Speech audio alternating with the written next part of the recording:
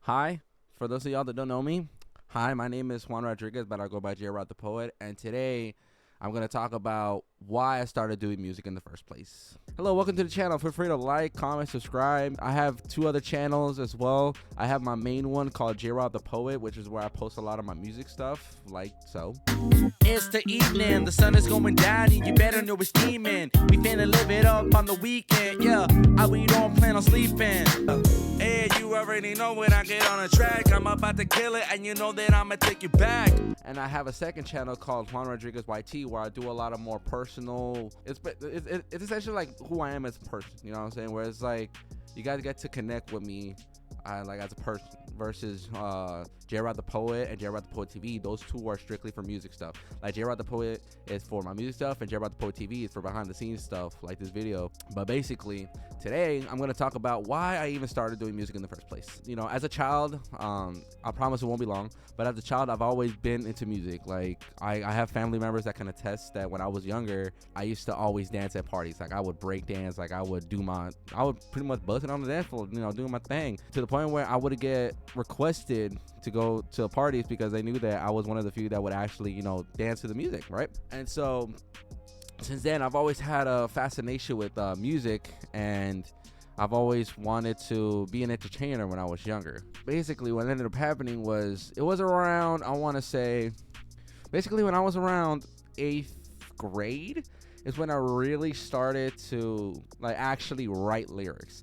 Now, at the time, I ain't gonna lie, you can add me to the list. You can add me to the list. I try to be an Eminem quote. Hey.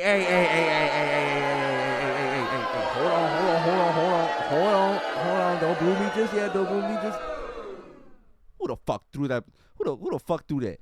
Look, I tried to rhyme as many words as I could. Okay, I just try to sandwich my rhymes, right?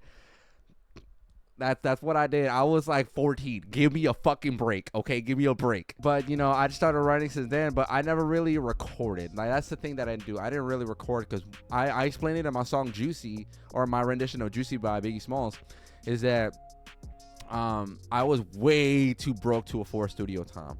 I did not have hundreds of dollars to go record, plus hundreds of dollars more to get it mixed and mastered. Like, I did not have that type of funds. Like, bro, we bought our shit at fucking Ross, Goodwills, and yard sales. Do you think I'll have do you think I have money for studio time? No, but so because of that, right? I then started experimenting on a world of DAWs. And for those of y'all that don't know what DAW is, DAW means digital audio workstation, is where the magic happens. But I'm talking FL Studio, Ableton, Soundation. There was another one that I'm completely forgetting the name of. But yes, I used a plethora of music making, down to like beat making apps, like the basic ones where it's like you push buttons and it makes certain sounds, right? And so ever since then, I've always been a fan of, you know, making music. But thing is, at the time, I was very, very shy when it came to my shit. Like, I did not want to share any of it. I was like, nah, this is trash. It wasn't until I remember it was a thing, I want to say on Soundation, where no, it wasn't on Soundation. It was on a site. It's gone now. It's gone. But basically, right, I remember I made this remix of this Kesha song. I don't know what the fuck it was, but I made my own remix to it, and I showed my friends, and they were like, "Oh my god, this is lit! This is the best thing ever!" Right? And so because of that, I'm like, oh, they think it's good. Okay, I'll keep it going. And so then I started using GarageBand. Sadly, I have not used, I have used Logic Pro, but only at the demos when we would go to Microsoft Store, right? And so, you know, I just, you know, again, I kept going, I kept doing it, and it wasn't until I lost my oldest sister back in 2017. For those of you that may want to know, she died due to a fatal car accident. I have written quite the song talking about that. At the time, right, I was just working my 9 to 5. I was working at Whataburger at this point, right? And so we lose my sister, and I'm trying not to have her on my mind. I'm like, you know what? I'm going to just keep it pushing, keep making money, whatever. I'll just forget about it. The day of the funeral service comes, and I find out that my mom and my sister have written eulogies. I have it. Okay, I have it. And so because of that, I then spent a few months trying to really come up with what I wanted to say. And the first song that I ever wrote was called Acceptance. I ain't gonna lie to you, while the message may be good, the delivery was not. Yeah, I still remember recording it like it was last night. I was so tired. I was sleep deprived. I was grieving. I was all over the fucking place. And it was one of the hardest moments of my life. And, you know, just losing her, seeing her in that casket was just like, fuck. It's real. Like, that's it. She ain't coming back.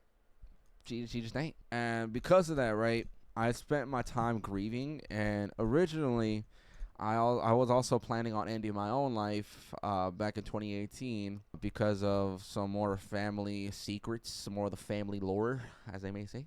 I ended up creating the Juanrdgz mixtape, which is the first project that I ever put out on my music channel, on my main channel.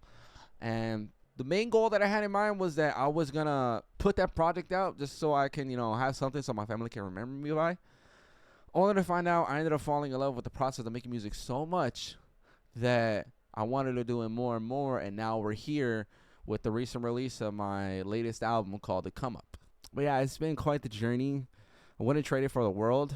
And for those of you that may want to get started into music making, please do it. Please start.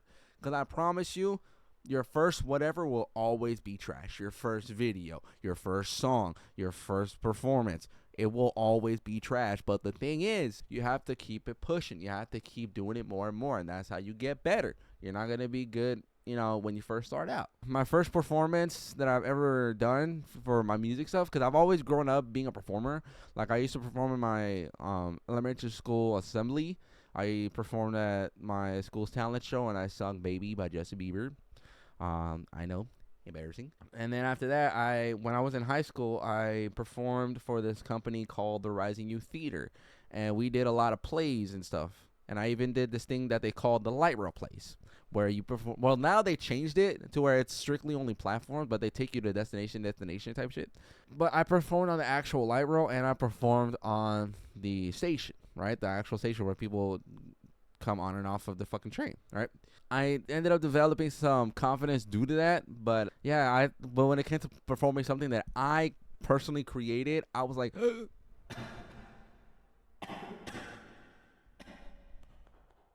yeah, not it. It was not it. I ended up performing for the first time at Club Aura back when Futuristic was doing a soundcheck tour, and he was giving local artists a chance to perform on stage and do a song. And I ended up networking and meeting this guy named MCKG, who's on a track with me called Watch Me.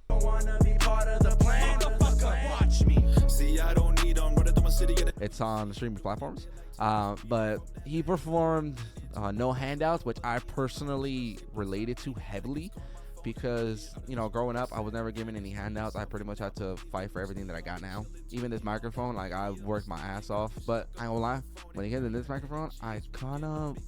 So back when they were doing the stimulus checks, the first round was like $1,200. The second round was $600 something. And then the last one was like $1,400. I could be wrong. I got the first two, but I didn't get the third one. I didn't get the third one. But when I got the second one, it was like 600 something. I ended up going to Guitar Center, and I wanted to buy this microphone, and I was so hyped. I was like, yeah, I would get it. Yeah. Gonna find out, some guy in front of me wanted 4. He wanted 4 of these joints. I was like, for what purpose? Why? I'm like, he's probably starting a podcast. Whatever. Okay. And so I ended up ordering it online at the store, and when I had my apartment at the time, my roommate, I messaged him. I was like, hey, I have a very important package coming to the apartment. Can you please make sure that you bring it in, put it in my room? He's like, yeah, I got you. And so he texted me. He goes, hey, your package came in. And I was like, yes. So when I came into my room, I seen it. And I was like, but yeah. I was very hyped. I was very excited.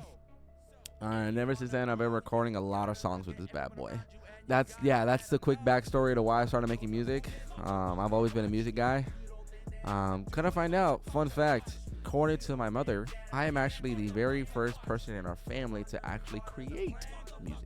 That our family has a long lineage of performing covers at bars and shit. But I asked her, I was like, so then does that mean I'm the first one in our family to actually create songs? She was like, yeah. I was like, oh, interesting. Yeah, that's the basic rundown. That's a quick get to know me. Let me know in the comments what you want to see more of. If you want to see my recording process, if you want to see more about the equipment that I use, if you want to see the difference of what these microphones sound like, let me know in the comments below. Stream my album, The Come Up. It's on every streaming platform. Just look for J-Rod the Poet and you'll see it. I worked really hard on that album. That has been J-Rod the Poet, and I'll see y'all later.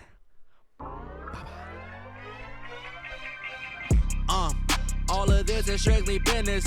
This is something that I know that you gon' wanna witness. Yeah, you better know that I'm a witness, and I'ma push myself to surpass my fucking limits. Yeah, all of this is strictly business. This is something that I know that you gon' wanna witness. Yeah, you better know that I'm a witness, and I'ma push myself to surpass my fucking limits. Yeah, I had to close them doors and change the locks.